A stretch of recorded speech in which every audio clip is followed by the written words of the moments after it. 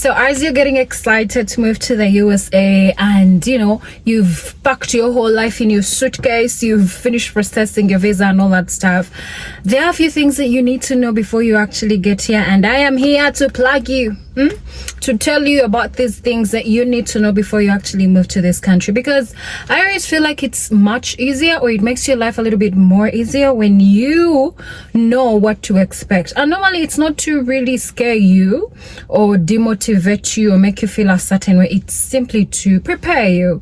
I want to look at it from a perspective of preparation, of okay, if so and so is talking about this, then it should be able to help me to do things better or understand and know what it is to expect. If you're seeing my face for the very first time, my name is Rachel Agasha. I'm an immigrant from Uganda. I moved to the USA in August 2022. So August 2025, I'll be making 3 years in this country. So I think I have a little bit of locus to be telling you these things, because I've been here, I've lived here for quite some time to be able to tell you these things. Now, the first thing that you want to pay attention to is your type of visa. Okay, so we come here and we do not know what it is that we're supposed to be doing with our kinds of visas. So if let's say I have an immigrant visa, the DV diversity visa, there's some things that I'm supposed to be doing as a resident in this country. So if you're a visitor, you have a visitor's visa, there's things for you to do. If you're a student, it's a student visa, there's things that you need to know. So get to know what kind of visa you have. And let me tell you, in our countries, in our African culture, we don't use Google as much. But I need you to take a minute to search about these things. Once you're in the USA, the search results will be a bit different from when you're back home. So just do some bit of research so that you have a picture of what it is that you are supposed to be doing. If you're, let's say, on the DV visa, there are things that you're definitely going to have to do. So you're a permanent resident, you definitely have to file the taxes. Everyone is supposed to file their taxes, but this is something that you need to know. Now, another thing that you need to know before you leave your country is that the housing and accommodation here is a little bit different from back home. So back home, you're dealing with like a landlord, like tenant landlord relationship of, hey, I do not have this much this time, but when I get that money, I'll pay. Here, things are a little bit different. On top of the fact that the cost of living is really high, you may not ever get a chance to speak to your landlord directly, unless you're probably renting like a house and they're giving you like a room in the house. That might work. You might even be able to negotiate your rent. You might be able to negotiate how much it is that you get to pay. Good for you. But if you're going to come here and find like an apartment, it's going to be a bit difficult. So as you're coming to this country, you need to know that there's some things that that they will need you to have for you to be able to, let's say, rent an apartment. Which leads me to my other point. When you get here, you definitely need to open up a bank account. Now, the bank account is, of course, for basically keeping your money. So if you start to work, then you put your money in your account. But then also when you go to rent out like an apartment, they will need like your income statement basically. So they'll ask you for like a pay stub. Pay stubs are should I say how should I call it, like a check that basically shows how much money you're earning.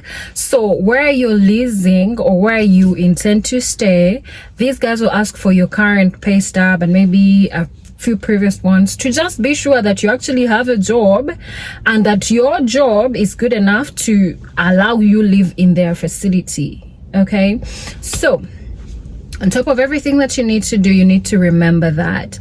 And then also you need to know that when you get here, you want to start building your credit. Now, I for one, I'm a victim of this. When I got here, I should have applied for my credit card as soon as possible, but I didn't know. And no one told me about that. So if you're a new immigrant, apply for your credit card as soon as you get here, because in the future, because I've lived here, I can say I'll be making 3 years in August. But one of the factors that is still affecting my credit score is the history, the length of my credit, which is not a good thing. If I had started earlier, I mean, because as time goes on, your credit history helps you improve your credit score. But right now, that still affects my credit score. So you want to start building your credit as soon as possible. And when you go to the bank, please ask them to explain to you what credit is, because you don't want to come out here and spend all the money on that credit card and then you start accumulating credit card debt. So sit down your bank and be like, okay, what is it that I'm supposed to do? What do I need to know? What should I be doing? What should I not be doing? Ask those questions, because these people are here to help you. Also ask the people that you live with. These guys normally have answers. They've been here. They've lived through this. They should know how to help you. Okay. Another thing I want to talk about is your foreign qualifications might not be enough. Okay, so we come from our countries and we're doctors and we're lawyers, but for you to practice the law here, you need more school, you need more documentation. For you to be a lawyer here, you need to go through more school, you need to do more other things for you to be actually qualified to practice the medicine in this country. So it is up to you to have that open mindset. Okay, if you want to do a whole career change, you do that for as long as you find a job that supports you, or you could consider doing more school. One thing about this country is the more school you do, the more positioned you are, the more marketable you are. I think that is the right word to use, because even if I was hiring if I was hiring personnel to work for me. Now I understand skills and experience and all that stuff, but when we look at your academic qualification, what is your qualification? Who are you competing with? You're competing with people who have studied here, people who know the lifestyle, the culture, the things, that everything that is required of them. Okay, I genuinely would not choose you over someone who has done school here. Not because I am being racist or whatever, but it's because they're more inclined to trust this person than you. So if you have the ability to do school, community colleges are normally much cheaper. You could also think about applying for federal funding, because all these resources are out there for you to use. So please use them. Another thing I would want you to know is healthcare here is very expensive. So there is also government medical insurance. I always tell people we just do not know where to find these things, but all these things are actually available. Food, you shouldn't be starving. Okay, there are services that actually enable you to get a food stamp. It's a card that you literally just show up at a store where they accept these and they give you organic food. I know particular cards where when you go to the store, you can pick out all the organic food and the government will pay for it. So apply, search, use your internet.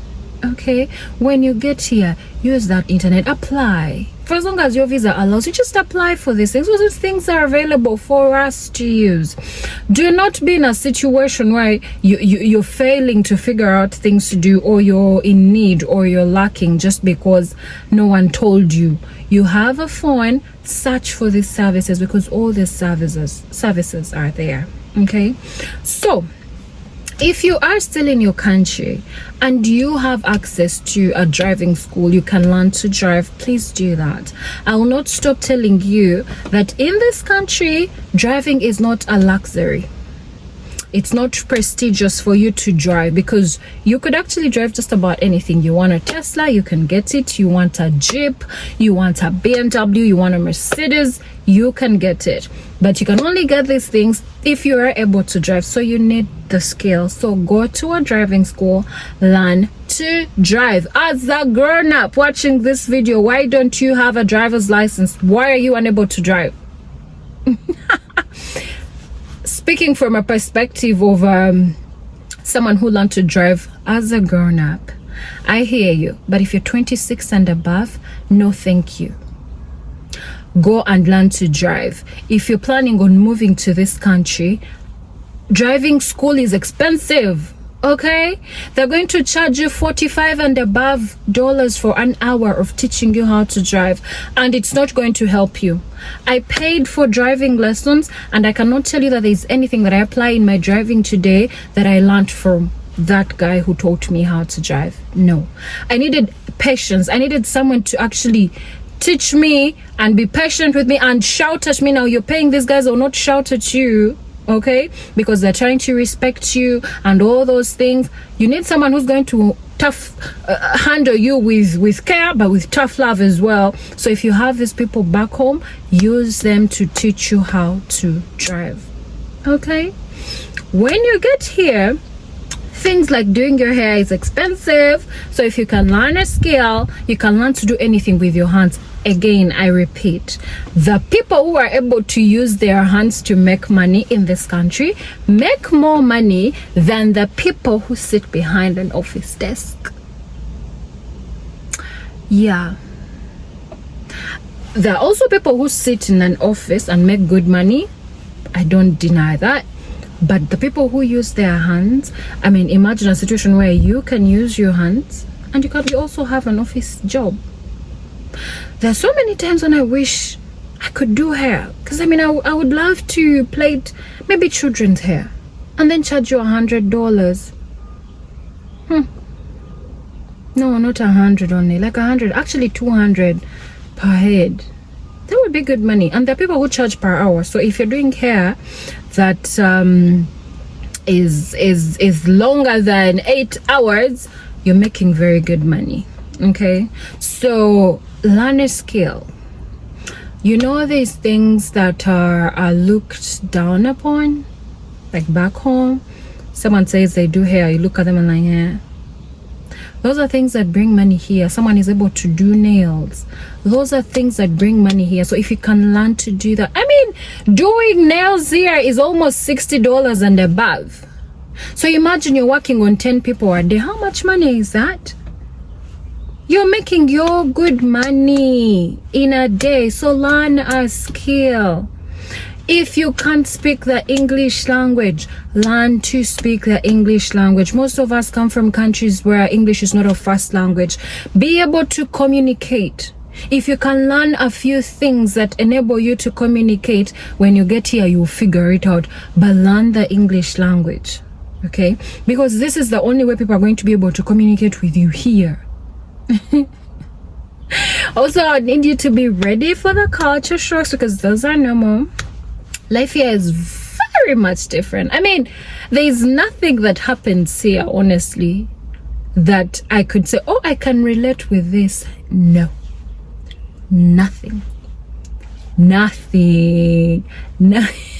Because you would want to say, oh, maybe the traffic lights on the roads. That we have traffic lights here, which we have at home as well. I can't. I just can't relate. I can't. Honestly, I'm trying to look for something in my mind where I'm like, oh, I can relate with this. I can relate with this. Okay, my apartment has an elevator. I know there are apartments in Uganda that have elevators, but I don't live in those. I stay home in a bungalow with my family. But the shocks are going to be real. Okay, the food is different, the fruits are different, the way of life is different, the dressing is different, the people are different. So depending on where you live, things are going to be different. And I know we say this all the time, but also your mental health is most likely going to shake. But I always tell people that it's just a matter of time, okay? Because it's so lonely here. You find that you're in this country by yourself. I always encourage people to create your little tribe. Before you find your people, you're definitely going to meet people who won't be so nice, but then eventually when you get used, you're like, okay, so people are going to always be a certain way. How do I adjust? How do I learn? I've had to go through those phases. When I came here, I thought, oh, everyone is good, we're good. But I've learned that, okay, we are raised by different people, our cultures are different, people treat each other very differently. So I had to tone it down. I'm like, okay, so that's not how people do things. Hey. So I've had to learn and unlearn some things, because people will do as they please. People will do what they want to do, and they could care less about what you feel or how you feel. So it's entirely up to you to figure out how to adjust and how to do things in a way that makes sense to you and to them. Find ways for you to keep your peace, because there are things that are going to happen that are going to rattle you out of your peace. If you're a Christian and you can find a church where you go to and pray, do that. I'm actually from church. I decided to do this video right after church because I knew going back up to my house and then start the setting up, it's a lot of work. We come here and make these videos and make it look like it's easy. Content creation is hard. I don't know why I'm rambling, I'm sorry. But yeah, and above all, like I've always told you people over and over again, it might be hard in the beginning, but eventually everything works out. So you hang in there. Thank you so much for watching this video to the very end. Please be sure to give us a like, leave a comment if you have something to say, and let us know where you're watching from. And if there's any other video you'd like to see, please let me know, and I will see you in our next video. Take care and stay safe. Bye.